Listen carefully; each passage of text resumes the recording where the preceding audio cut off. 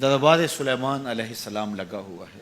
بلقیس ملک سبا سے حاضر خدمت ہونے کے لیے چل پڑی۔ جب بالکل قریب آ گئی اور حضرت سلیمان نے اپنے درباریوں سے کہا کہ مجھے تخت بلقیس چاہیے۔ جنوں میں سے بڑا قوی ہیکل ایک جن نے کہا حضرت یہ خدمت میرے سپرد رہی، میں لے کر آتا ہوں۔ کب لاؤ گے؟ اس نے کہا کہ میں دوپہر تک لے آؤں گا۔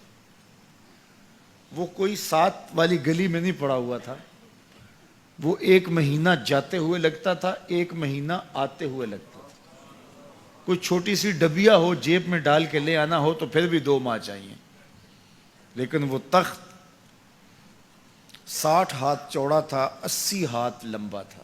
شرن جب ہاتھ کا لفظ بولا جائے کہ اتنے ہاتھ لمبا تو وہ کونی تک ہاتھ ہوتا ہے۔ یہ 1.5 فٹ کا آج کل ہمارا ہاتھ ہے، جب لوگ بڑے ہوتے تو سائز بڑا ہوتا ہوگا، تو بغیر کسی مزاحمت میں اس کو کاٹ کے بھی لانا ہو تو سال چاہیے، لیکن وہاں تو پہلے کھڑے ہیں۔ تو جن نے کہا کہ میں دوپہر تک لے آتا ہوں۔ بہت بڑی پیشکش تھی نا، لیکن حضرت سلیمان نے کہا نہیں، مجھے اس سے بھی پہلے چاہیے۔ شان ہے نا، مجھے اس سے بھی پہلے چاہیے۔ وہ تو آ گئی ہے اور اس کے آنے سے پہلے چاہیے۔ اب جندوں میں جو سب سے طاقتور تھا اس نے تو اپنی پیشکش رکھی کہ میں تو اتنا کر سکتا ہوں کہ دوپہر تک لے آؤں۔ تو ایک شخص کھڑا ہوا جس کے سینے میں کتاب اللہ کا علم تھا، اور وہ آپ کا امتی تھا، آپ کا مقتدی تھا، آپ کا غلام تھا۔ وہ کھڑا ہو گیا اور اس نے پیشکش کی، حضرت یہ ذمہ داری میری رہی، میں لے کے آتا ہوں۔ میاں وہ جن تو دوپہر تک کا وقت دے رہا ہے، تم کتنی دیر میں لاؤ گے؟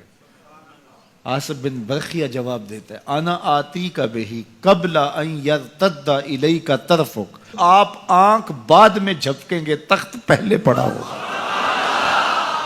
حضرت سلیمان نے بھی آنکھ نہیں جھپکی، تخت سامنے پڑا تھا۔ بے ساختہ پکار اٹھے، ھذا من فضل ربی، یہ میرے رب کا فضل ہے۔ اب حضرت سلیمان علیہ السلام کے ایک درباری، آپ کے ایک مقتدی اور آپ کے ایک امتی کو اللہ نے یہ طاقت، توانائی اور شان دی ہے کہ 1 مہینے کی مسافت پہ پہروں کے حصار میں پڑا ہوا اتنا بڑا تخت آنکھ جھپکنے سے پہلے دربار میں حاضر کر دیتے ہیں۔ ہیرے اور جواہرات اس تخت کے ساتھ جڑے ہوئے تھے۔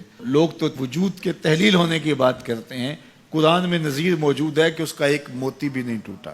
حضرت امام فخر الدین رازی علیہ رحمہ فرماتے ہیں، جب حضرت سلیمان کے مقتدی کی یہ شان ہے کہ آنکھ جھپکنے سے قبل اتنا بڑا تخت حاضر کر دیتا ہے، تو جس امام کے پیچھے مسجد اقصی میں حضرت سلیمان خود نماز پڑھی، اس مقتدا کی شان کا عالم کیا ہوگا؟ جب ان کے امتی کی یہ شان ہے تو پھر امام الانبیاء کی عظمتوں کا عالم کیا ہوگا؟